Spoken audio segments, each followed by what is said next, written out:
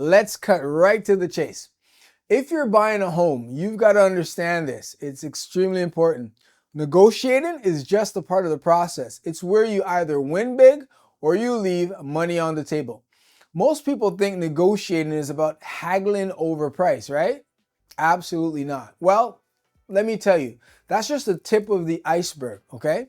Real negotiating is about so much more, and we're going to dive into it. I'm talking about knowing when to push, when to pull back, and how to use every lever available to you, not just to get a lower price, but to make the whole deal work in your favor. Today, I'm going to share some insider tips that can literally save you thousands of dollars. These are strategies the pros use, okay? And after you hear them, you'll know how to negotiate just like a pro yourself. So let's what? Let's get into it. Negotiating is more than price. First thing you need to know, negotiating is not just about price. Sure, everyone focuses on that number, but let me ask you this. Would you rather save $5,000 on the sticker price of a home only to get stuck paying double in unexpected closing costs and repairs? That's what happens when people don't negotiate the terms of the deal. And that's where real money is won or either lost. Think about the consequences in the actual offer. Who's covering closing costs? Okay? Is the seller paying for repairs? What's the timeline for moving in? All these details can either work for you or against you. And that's where negotiating skills make a difference, a ton of difference. The power of information.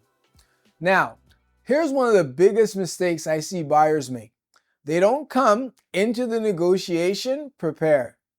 They walk in with nothing but a number in their head. And that's a rookie move, total rookie move. Power negotiation comes from information. If you know more than the other side, you have the upper hand. It's as simple as that.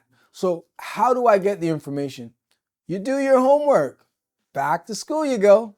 You need to know, how long has the property been on the market, okay? Have there been, price reductions? Are there, any offers actually on the table? And why are the sellers moving? When you have that intel, you kind of shape the negotiation. You can make moves they're not expecting. And when they're blindsided, guess what? That's where you start to save tons of money. Don't play the best card first. Let me tell you about the biggest mistakes people make when they negotiate. They walk in and immediately they put the best offer on the table. You can't do that. And then what? They think, hey, I'm showing I'm serious. This is a strong move. Wrong, wrong, wrong. That's not how you play the game. You don't play your ace card first. Who does that? You need to leverage, okay? Here's the truth. You give them your best offer right out the gate, you've got nothing left to negotiate with. The other side already has all the information, and now you've lost your position of power. Instead, come in with an offer that gives you, room to maneuver, something fair but flexible. You want to leave yourself space to adjust. You can move when it's necessary, whether it's on price, contingencies, or repairs. Know when to shut up. You see, here's the tactic that's incredibly powerful, almost nobody talks about. When you're negotiating sometimes, the best thing you can do is nothing. That's right, silence. Be your best weapon. Allow that to be your best weapon. You see, most people hate awkward silences. They get nervous. So what do? They talk. And they keep talking. And eventually, they'll say something that reveals their hand. When you're negotiating, make your point, lay out your terms, and then stop. Let them fill the silence. Let them squirm.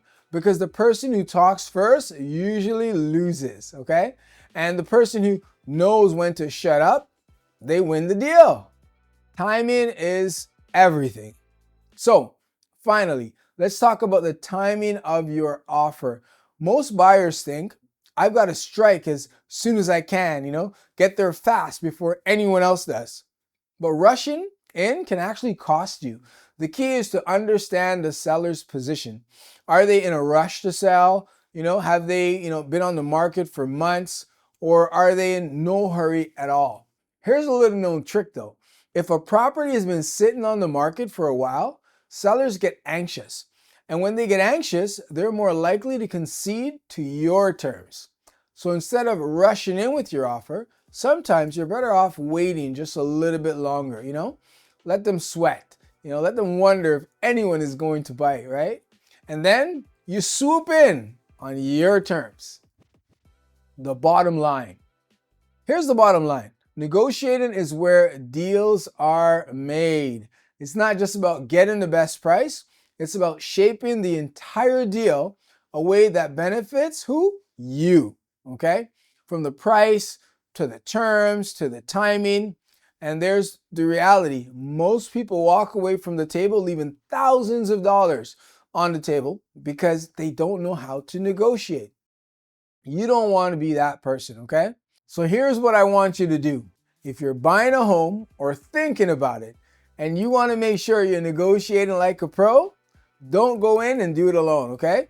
Let me help you. I specialize in, these tactics to get my clients the best deals every single time, okay? So click the link below to schedule a free consultation and let's talk about how we can make sure you walk away from your next negotiation with more money in your pocket and a deal that works in your favor, okay? Remember, the person who knows how to negotiate is the one who wins the game.